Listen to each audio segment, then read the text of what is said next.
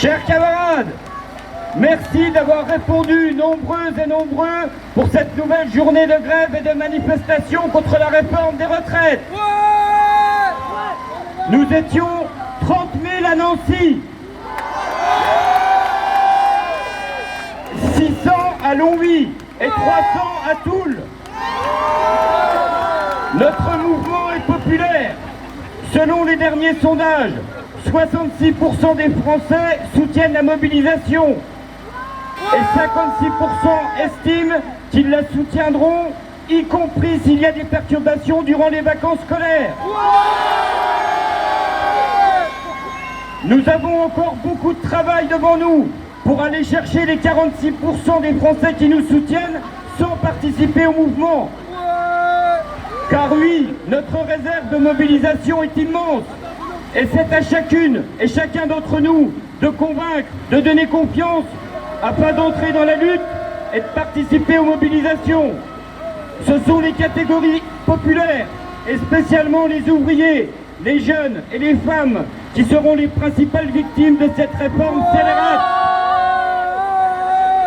Madame Borne et son gouvernement, ainsi qu'Emmanuel Macron, veulent tous et toutes nous condamner à 2 ans ferme au boulot. C'est totalement inacceptable.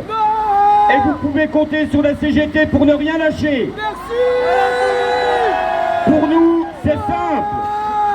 Pas 1 heure, pas 1 journée, pas 1 mois, pas 1 année de plus au boulot.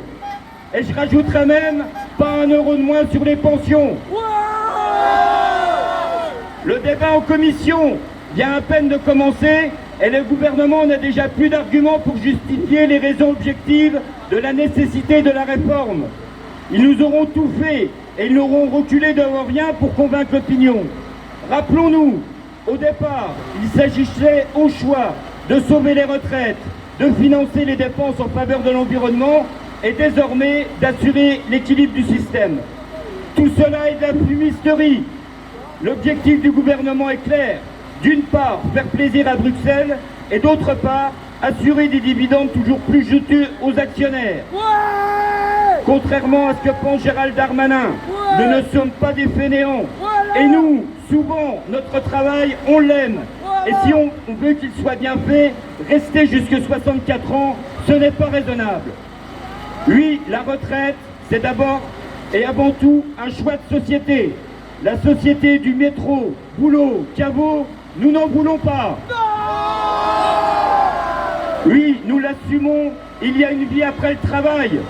Et ce n'est pas une lubie d'aujourd'hui. Ambroise Croizat, déjà, en 1946, à la tribune de l'Assemblée nationale, disait que la retraite ne serait plus l'antichambre de la mort, mais une nouvelle étape de la vie. Alors ce n'est pas 12 malheureux milliards à l'horizon 2027 qui vont nous faire bosser 2 ans de plus. D'autres solutions de financement existent. 8,25 €, c'est le montant d'augmentation des cotisations retraite nécessaire pour éviter ces 2 ans de travail supplémentaires.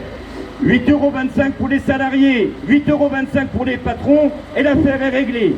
Ça vaut peut-être le coup d'en discuter. Respectons la loi, mettons fin aux 28% d'écart de rémunération entre les femmes et les hommes, et ça fait 9 milliards de cotisations supplémentaires. Augmentons les salaires, 5% de cotisations dans le public, 5% d'augmentation dans le privé, et voilà 12 milliards pour tout le monde. Dans le cadre d'une large intersyndicale, qui est un plus pour cette mobilisation, la CGT défend le retrait de cette réforme. Mais aussi, la CGT est favorable à une autre forme des retraites. Et voici nos propositions. Pour nous, l'âge de départ, c'est 60 ans pour toutes et tous, et 55 ans pour les métiers pénibles. C'est revenir au calcul sur les 10 meilleures années dans le privé.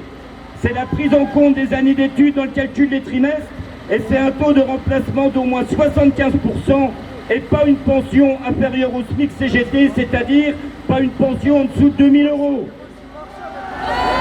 Il appartient à chacun, après cette manifestation, d'aller convaincre les collègues, les voisins, la famille, les amis, afin de poursuivre ou d'entrer dans la mobilisation.